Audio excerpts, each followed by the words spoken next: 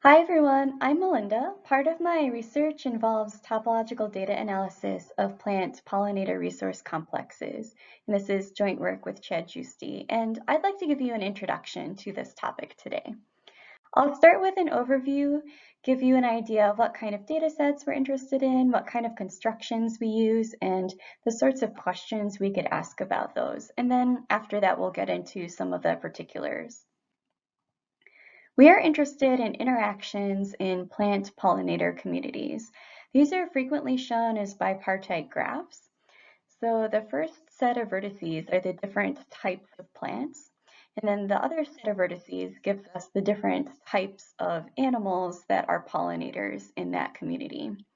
And in our example later, we're going to be focusing on insects as pollinators, but in general, they could be other types of animals as well. And we add an edge between a plant and a pollinator if that animal pollinates that plant in that particular data set. And I have two networks here that came from two hypothetical plant pollinator communities. And you can see they're not quite the same. For example, network B is a little smaller than network A, but it's hard to see other kinds of structure from this representation. So let's look at some other options for how to visualize this. Here is one method. So it's still a network, but we only have one type of vertex now. All of these vertices correspond to types of plants. And the way that the pollinators come into this is that we connect two vertices by an edge if those plants have a shared pollinator. And we can see a little bit of structure starting to arise now. It looks like there's this vacant region in the center of network B. There's still a lot to look at. So to help us out, let's generalize the idea of a graph, and we'll talk about a simplicial complex. So in a graph, your components are vertices and edges. And you can think of a vertex as a set containing one vertex. You can think of an edge as a set containing two vertices. And then you can keep going, so you can think of sets containing larger numbers of vertices. And each of these is going to be a simplex. So a vertex is a 0 simplex, an edge is a 1 simplex, and in general, a set containing k plus 1 vertices is a k simplex. And you can think of k as like a dimension here. And in a graph, you also have a consistency requirement relating the vertices and the edges.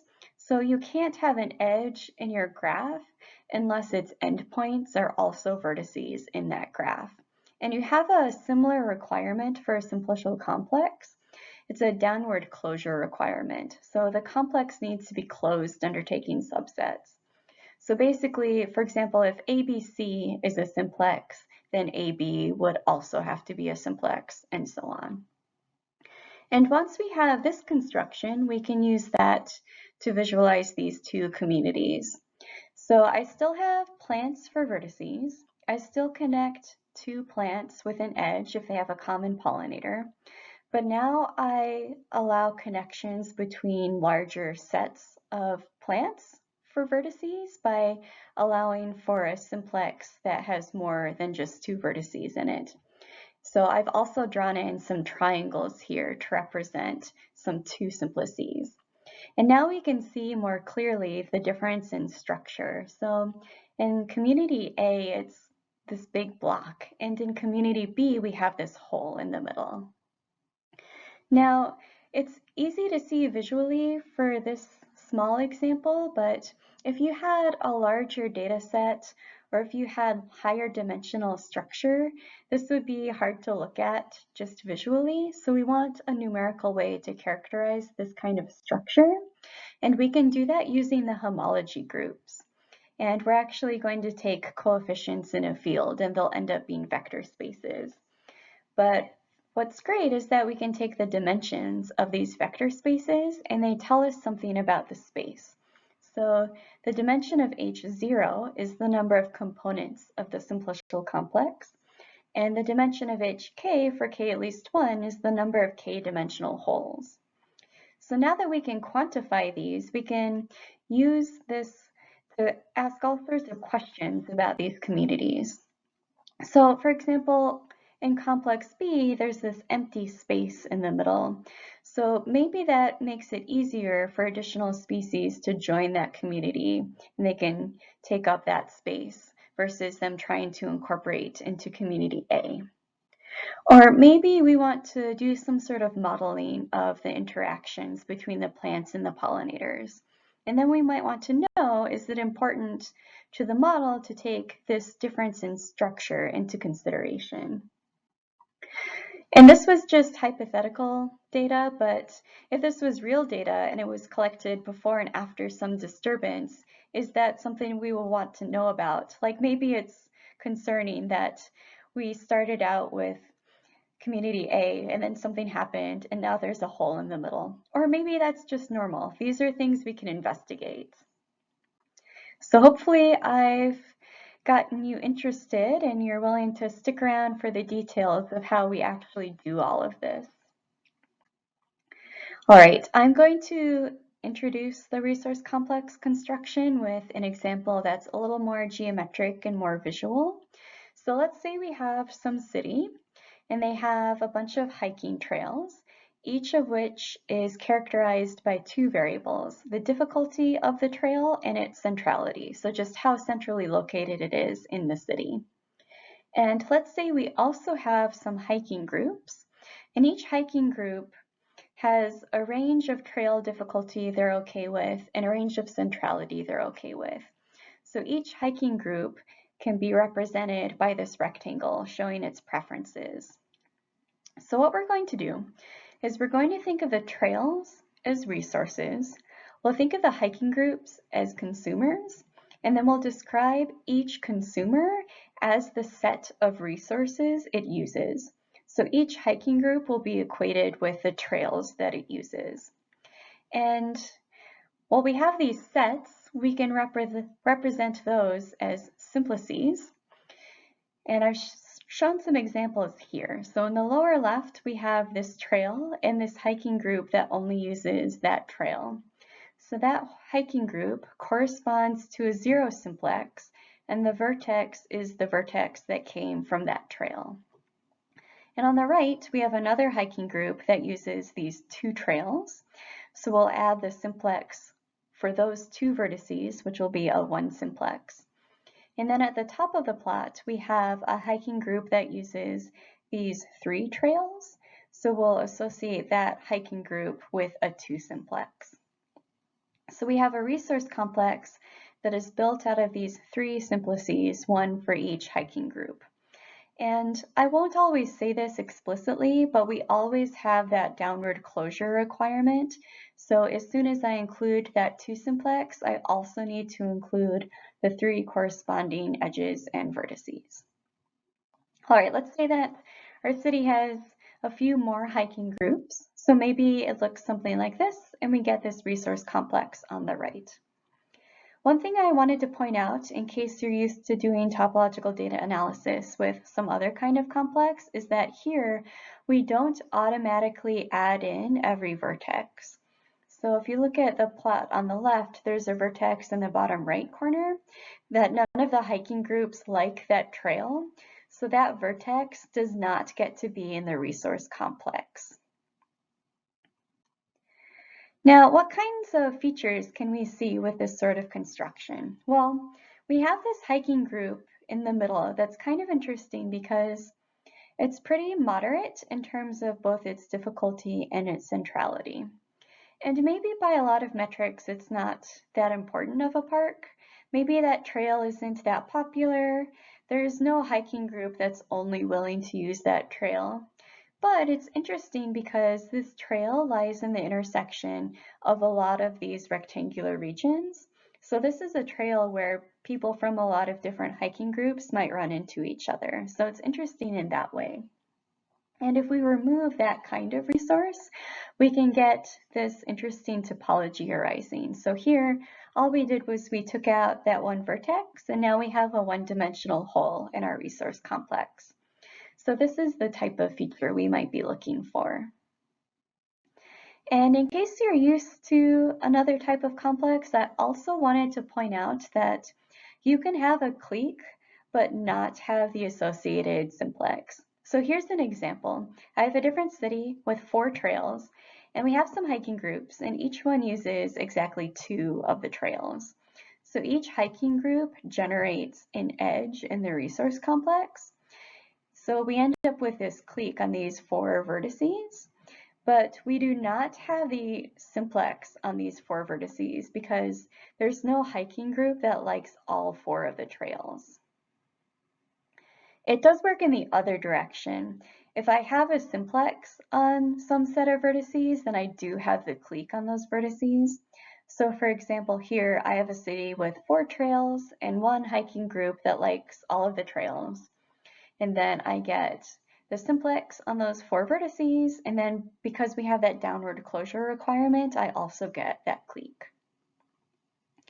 All right, I think now is a good time to pause and talk about why we would use topological data analysis. I mean, we had all these plots that were very visual, so why can't we just look at the plot and see what's happening?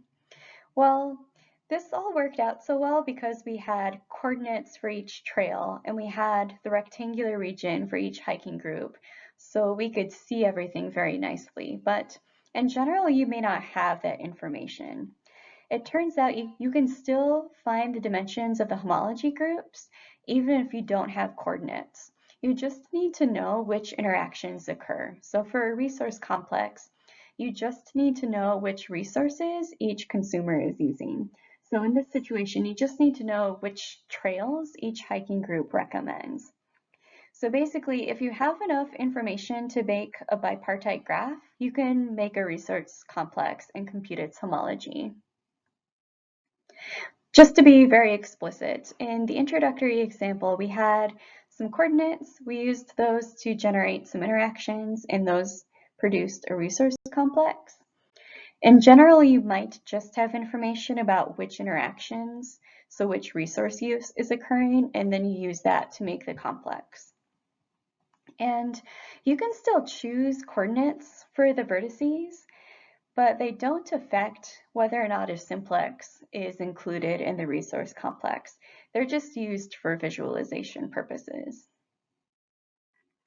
And things can get a little more complicated if you don't have the geometry, you just have the interactions.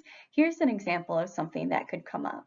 So here I have a different city, and everything is going to be one-dimensional. So I just have this one axis for one variable, which is the difficulty of the trail, and that is enough to describe each trail and the preferences of each hiking group.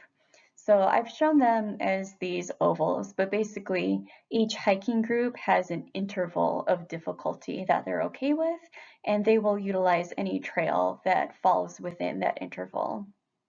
And for this setup, our resource complex is this one edge and the 2 vertices. Now let's say that this city adds another trail. So I have trail 3 now, and it's moderate in terms of difficulty, so any of the hiking groups would be happy to use this trail. Now I end up getting a 2 simplex from a one-dimensional space because the gold hiking group likes 3 trails. That might seem a little weird, but that's perfectly okay. A one-dimensional space just means that there's a single variable determining which interactions occur, so which hiking group likes which trails. And then you can still get a simplex that has a lot of vertices if you have a hiking group that likes a lot of trails. That's perfectly fine. Things do get a little tricky when you start working with data and you don't have all of the information. For example, let's say that we personally are not members of all of these hiking groups. We're relying on the information that they report to us. So maybe blue and green let us know that, hey, we like this new trail. But the gold hiking group is not very good about updating its websites, and they still list only trail 1 and trail 2.